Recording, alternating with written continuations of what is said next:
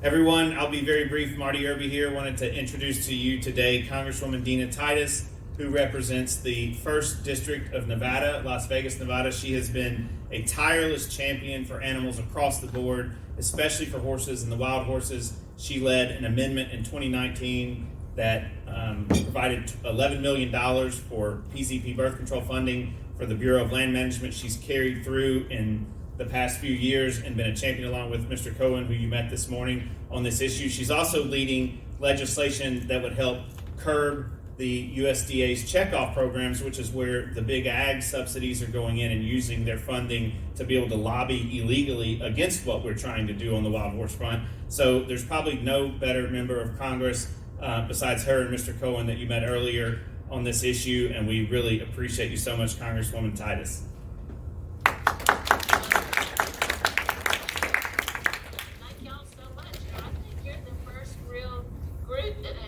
To Washington. I've seen some of you in Carson City and around Nevada, but it's so nice to have you here and having a presence. There's nothing like publicly, privately, personally talking to people, and I think that's just great that y'all came. You know, it's interesting that Mr. Cohen and I both are in urban areas. There are no wild horses in Mr. Cohen's district, and there's some wild things in my district in the heart of Las Vegas, but not any real wild horses. And then we both feel very strongly about protecting these icons of the Wild West. Wait, we lost her. Or she froze. She froze.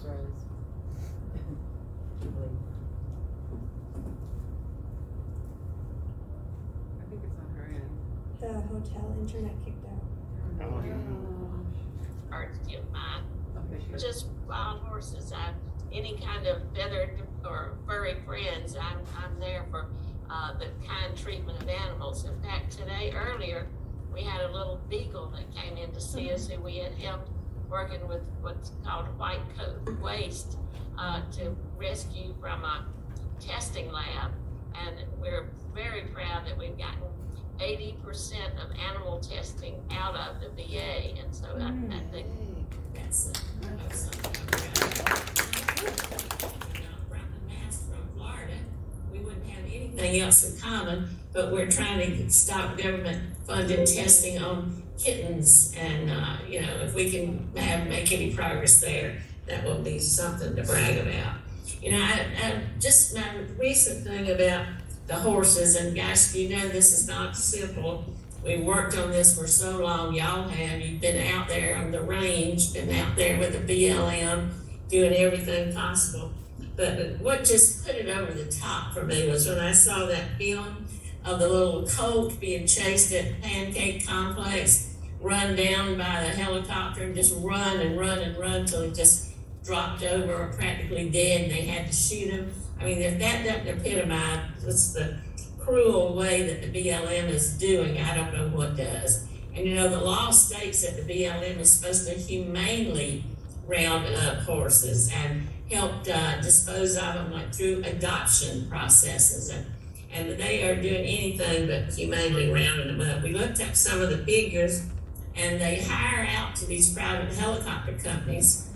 There are 3 main ones that do this, and it says that they've gotten $36.8 million since they've been doing it about the last 10 years, and they got $5.3 million just last year alone, because the price has gone up. They get $500 to $800 per horse that they round up, and so many are hurt in the process. They're scared. It's just an awful way to do it. And so we're trying to stop the use of helicopters, because now there are other humane ways. I say, hire a cowboy. Cowboys used to do roundups. They can do this kind of roundup. Or I've seen where they've used drones, where you just take a little drone and they can lead horses a certain way. That a horse will follow a drone. So you can use other kinds of aviation equipment rather than a helicopter. And so we're trying to get a study done, Mr. Cohen and I, to look for other humane ways. We tried to just get a prohibition in it. We weren't successful there. That got stopped by probably the BLM and these helicopter companies lobbying against it. But if we could at least get a study, that will be the first step to maybe getting rid of them, because that's my goal. I've also supported birth control. I know that may be controversial, but to me it seems better than just rounding up horses to lock into a small pen somewhere for a miserable life the rest of the time. And I don't see why we can't at least look at it, because right now it's just such a small percentage of what BLM spends on wild horses that is not really being effectively tested. You know, the argument is they eat the grass on the range. Well, cows eat more than horses do, and but cows, that's the Ranchers Association that's very powerful. And like was mentioned, they use that checkoff fee to then lobby against the horses, which is totally illegal. They aren't supposed to do it. So, I don't think that's valid. And one problem that we are gonna have though is the drought. We're in a 1,200-year drought. The desert is just dried up. There aren't even some of the cactus is even dying. So we got to figure out a way to do some springs or do some ways to provide water. And I think that would take away the argument that, well, you don't want them just to die out there because they don't have anything to eat or drink. So that's something that maybe we can all work on moving forward. But I'm a friend, I'm always there, going back to the Wild Horse Commission in the state of Nevada, and we tried to get that continued to be funding. So anything that we can do, we've got letters to the Appropriations Committee. We've requested $11 million for vaccines and coordination on the fertility program. We've got a letter asking for this study on the helicopters. So we're trying to work it here, and it makes it much easier and better when we have a team like y'all backing us up and carrying the message to other members of Congress. So thank you very much for doing that, and I always appreciate your input and your support. So I guess I would leave it there if that's appropriate. Or we appreciate all your efforts. Everybody in the room are in support of the newest bill to ground the helicopters, for at least temporarily, until they can work out humane ways of doing it. So we really appreciate what did Mr. Cohen tell y'all? Was he optimistic about us getting some of this through based on where he sits on some of his committees? Well, he says basically he's optimistic by nature. I think he wants to help, but there are going to be obstacles. So I think we all have to work together. That's right, absolutely. Well, are y'all gonna storm the Hill tomorrow? Is that the plan? Yeah. Members? I guess you have to be careful how you use that term now. I don't want you to think, I don't want you all to be violating the Constitution or anything like that. But it'll be good to have you here. Well, if you're in the Rayburn building, just stop by and say hello. We got a cutout of Elvis Presley outside our door, so we're easy to spot. So you can just pop in. Well, thank you so much for being here. I'm home in Nevada every weekend practically. So if something comes up, or there's a rally, or you want to just meet and catch up, let us know, because we certainly want to do that.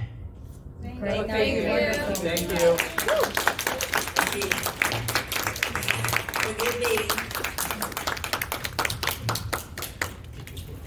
Going back to my hearing. Have a nice day.